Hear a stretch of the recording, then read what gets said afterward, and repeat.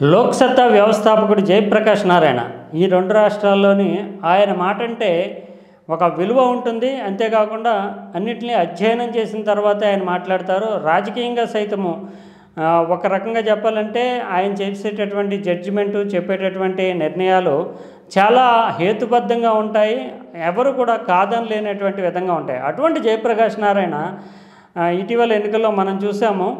కూటమికి అంటే ఎన్డీఏ కూటమికి ఆంధ్రప్రదేశ్లో మద్దతు ఇచ్చారు.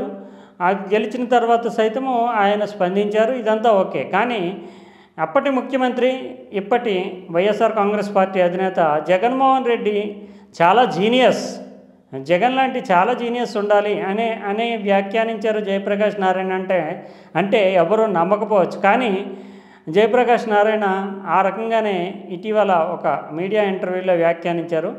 దీన్ని అయితే ఆ వ్యాఖ్యానించింది అశ్వత్థామాత కుంజరా అన్నట్లుగా మనం చూస్తూ ఉంటాము.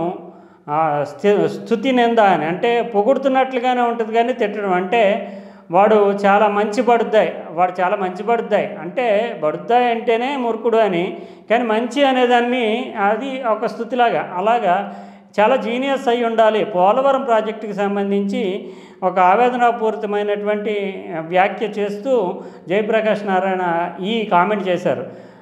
దాదాపు 70% అంటే అంతకుముందు 2014 నుంచి 19 వరకు చాలా వేగవంతంగా పోలవరం ప్రాజెక్టు నిర్మాణ పనులు జరిగాయి. అంతేకాకుండా ఆ ప్రాజెక్టు ఆంధ్రప్రదేశ్కి దాదాపు 7 జిల్లాలకు సంబంధించి చాలా కీలకమైనటువంటి ప్రాజెక్టు. ఆంధ్రప్రదేశ్లో ఆ 7 జిల్లాలు అంటే కృష్ణా, గుంటూరు, ఉభయ గోదావరి జిల్లాలు, విశాఖపట్నం, శ్రీకాకుళం, విజయనగరం, ఈ జిల్లాలన్నింటికీ వాటర్ సరఫరా కానీ సాగునీరు, తాగునీరు అందించే అంత సామర్థ్యం ఆ ప్రాజెక్టుకు ఉంటుంది. ఇక మనకి కృష్ణా జలాలని శ్రీశైలం నుంచి, నాగార్జున సాగర్ నుంచి రాయలసీమ, ప్రకాశం జిల్లాలకి, నెల్లూరుకి అందించేందుకు అవకాశం ఉంటుంది. అందువల్ల ఈ ప్రాజెక్టు పూర్తయితే ఆంధ్రప్రదేశ్ జలవనరుల సమస్య పూర్తిగా తీరిపోతుంది. ఇటువంటి కీలకమైనటువంటి ప్రాజెక్టు 2014 నుంచి 19 వరకు జాతీయ ప్రాజెక్టుగా ఆంధ్రప్రదేశ్ ప్రభుత్వమే నిర్మాణ బాధ్యతను తీసుకున్నప్పటికీ ఖర్చు అంతా కేంద్ర ప్రభుత్వం అందజేసేటటువంటి ప్రాజెక్ట్ ఇది.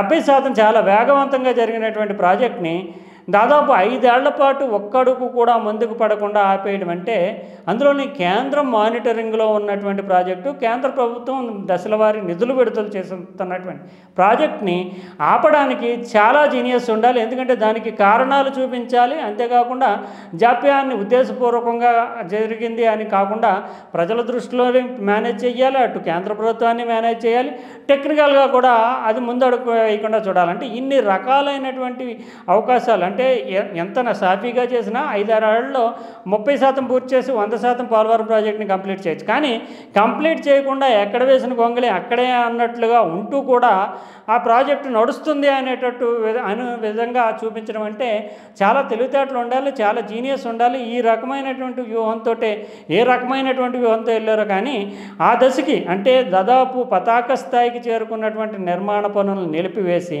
ఇంకా ప్రాజెక్టు ముందుకే వెళుతుంది అనేటటువంటి భావన కల్పించి 5 ఏళ్లలో ఒక్క అడుగు కూడా ముందుకు వేయకుండా ఉండడం అంటే ఇది సాధారణమైనటువంటి విషయం కాదు. రాష్ట్రానికి సంబంధించి చాలా ద్రోహం చేసినట్లే. కానీ ఈ ద్రోహం చేయడానికి కేంద్ర ప్రభుత్వాన్ని మభ్యపెట్టడం కావచ్చు, రాష్ట్ర ప్రజల్ని మభ్యపెట్టడం కావచ్చు, కేంద్రాన్ని ప్రలోభపరచడం కావచ్చు, ఇటువంటి చాలా చేయాల్సి ఉంటుంది. అలాంటి ఎత్తుగడలు, వ్యూహాలు వేయగలిగారంటే ఆ ప్రభుత్వం కానీ దాన్ని ఆపేసిన వాళ్ళు కానీ చాలా జీనియస్ అంటూ జయప్రకాష్ నారాయణ వ్యాఖ్యానించారు. ఇది నిజంగా గత ప్రభుత్వాన్ని అంటే వైఎస్ఆర్ కాంగ్రెస్ పార్టీని ఒక సీనియర్ ఐఏఎస్ ఆఫీసర్గా పనిచేసినటువంటి జయప్రకాష్ నారాయణ అభిశంసించినట్లే లెక్క. ఈ ప్రాజెక్టు ఎవరు ప్రభుత్వంలోనో ముందుకు ముందుకు వెళ్ళేందుకు అవసరమైనటువంటి కార్యాచరణ ఉంది. అయినా కూడా ఈ ప్రాజెక్టుని ముందుకు వెళ్లకుండా నిలువరించడంలో వైఎస్ఆర్ కాంగ్రెస్ పార్టీ సొంత దురుద్దేశాలతో వ్యవహరించింది అనే కోణంలో జేపీ వ్యాఖ్యానించారు.